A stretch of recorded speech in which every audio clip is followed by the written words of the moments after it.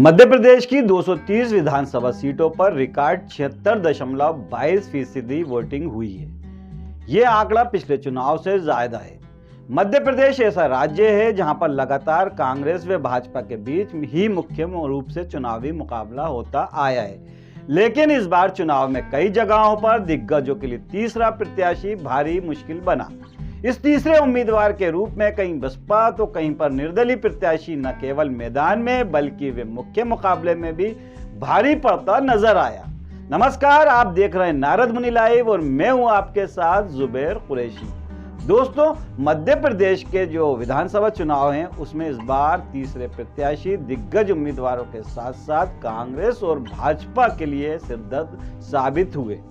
तीसरे प्रत्याशी के रूप में कहीं बसपा तो कहीं पर निर्दलीय उम्मीदवारों ने भाजपा के दिग्गज नेता और केंद्रीय कृषि मंत्री नरेंद्र सिंह तोमर हो या फिर सांसद रीति पाठक को मुश्किल में डाले रखा।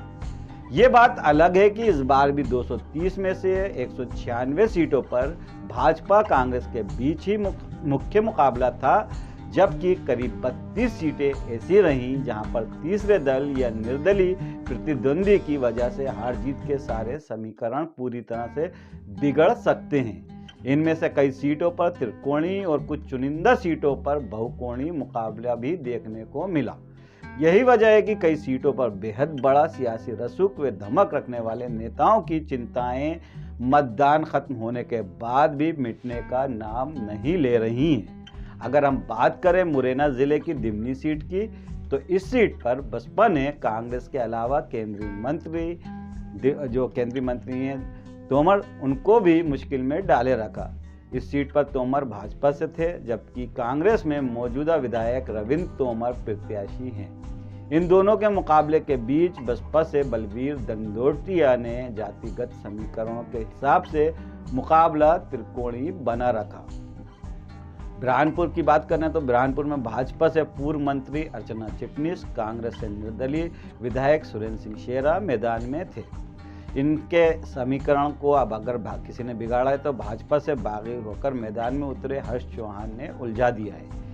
वे पूर्व भाजपा प्रदेश अध्यक्ष स्वर्गीय नंद कुमार सिंह चौहान के पुत्र हैं। चौहान की वजह से इस सीट पर मुकाबला बेहद दिलचस्प नजर आया। इसी तरह से सीधी की बात करें तो सीधी में भाजपा ने विधायक केदार शुक्ला का टिकट काटकर सांसद रीति पाठक को उम्मीदवार बनाया।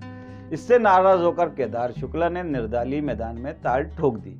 इसकी वजह से पूरे समीकरण ही उलट पुलट हो गए।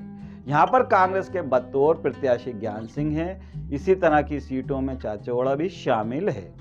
इस सीट पर पूर्व सीएम दिग्विजय सिंह के भाई लक्ष्मण सिंह कांग्रेस के प्रत्याशी हैं। वे अभी विधायक हैं। भाजपा ने प्रियंका मीणा को टिकट दिया है, जिससे नाराज होकर भाजपा की पूर्व विधायक ममता मीणा बागी होकर आम आदमी पार्टी के टिकट पर मैदान में उतर गई। इसकी वजह से समीकरण ही बदल गए हैं। लगभग यही स्थिति मेहर में भी बनी। इस सीट पर भाजपा विधायक नारायण त्रिपाठी चुनौती बने। नारायण अलग अलग पार्टी से रहकर भी चुनाव जीत चुके हैं। भाजपा ने उनका टिकट काटकर श्रीकांत चतुर्वेदी को उतारा तो नारायण विंध्य जनता पार्टी बनाकर चुनाव मैदान में उतरे।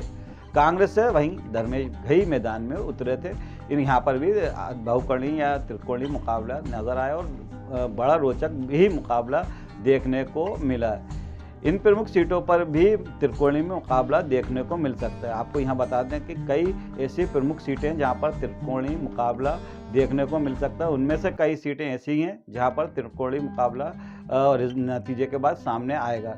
प्रदेश की जिन सीटों पर त्रिकोणीय या फिर बहुकोणीय मुकाबले देखने को मिला है उनमें डिंडोरी, जतारा, बिछिया, मुरैना, सेवड़ा, पथरिया, धार, होशंगाबाद, लार, अटेर, भिंड, पोहरी, देव तालाब, सुमावली, नागौद, परसवाड़ा, सिंगरौली, गुड़, महाराजपुर, सिवनी, मालवा, देपालपुर, गोटेगांव, बोहरी बंद, मुड़वारा, सियोरा और बारगी शामिल हैं। इन सीटों पर त्रिकोणीय और कहीं कहीं चतुर्कोणीय भी मुकाबला देखने को मिला है। ये नतीजे बाद में बताएंगे कि 3 तारीख को कि इनमें कैसा उम्मीदवार रहे और किसको क्या सफलता मिलती है।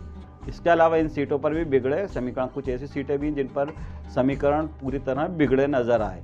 भोपाल उत्तर की बात करें तो भोपाल उत्तर से विधायक आरिफ अकील के बेटे आतिफ को कांग्रेस ने प्रत्याशी बनाया, तो इससे नाराज होकर आतिफ के चाचा आमिर अकील निर्दलीय चुनाव मैदान में उतर गए। यही नहीं, कांग्रेस के एक और बागी नासिर इस्लाम भी यहां से निर्दलीय चुनाव में कूदे। इस सीट पर भाजपा प्रत्याशी पूर्व महापौर आलोक शर्मा हैं और यहाँ पर भी अजब स्थिति बनती हुई नजर आई।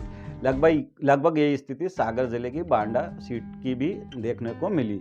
बहरहाल दोस्तों, अगर इस बार हुए मतदान पर नजर डालें तो इस बार सबसे ज्यादा 85.68% वोटिंग सिवनी जिले में हुई और सबसे कम 60.10% वोट अलीराजपुर जिले में पड़े हैं।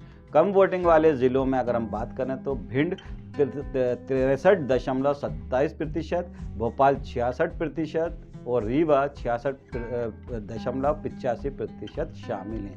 रतलाम जिले की सेलेना सीट पर सबसे ज़्यादा 90% वोटिंग हुई है। अलीराजपुर जिले की जोबट सीट पर सबसे कम 54.04% वोट डाले गए। इससे पहले शुक्रवार को प्रदेश में कई विधानसभा सीटों पर छिटपुट घटनाओं के बीच मतदान संपन्न हो गया।